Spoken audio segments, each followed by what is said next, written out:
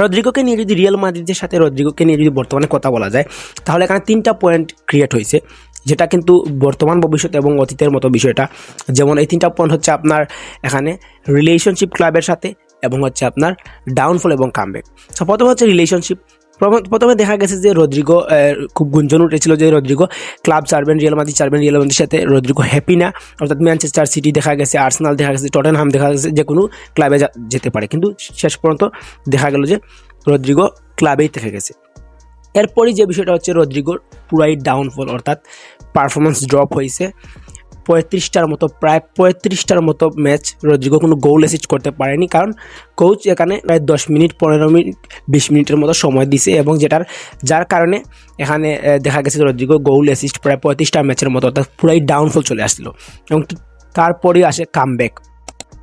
Manchester সিটির এগেনস্টে রদ্রিগোকে স্টার্টিংয়ে রাখা হয় এবং রদ্রিগো সেরা লেভেলের পারফরমেন্স দেয় হচ্ছে চ্যাম্পিয়ন লিগে, কিন্তু ম্যাচটা হারলেও রদ্রিগোর পারফরমেন্সটা খুবই ভালো হয় এবং ম্যানচেস্টার সিটির এগেনস্টে রদ্রিগো যেভাবে পারফরমেন্স দিয়েছে ঠিক এইভাবে পারফরমেন্স দিছে। এবং তারপর টানা 3 ম্যাচে ভালো ভালো পারফরমেন্স, এবং কি হচ্ছে ক্যাপ্টেন্সিও পেয়ে গেছে রদ্রিগো প্রথমবারের মতো রিয়াল মাদ্রিদের এই 3টা ম্যাচে, লাস্ট 3টা ম্যাচের মধ্যে।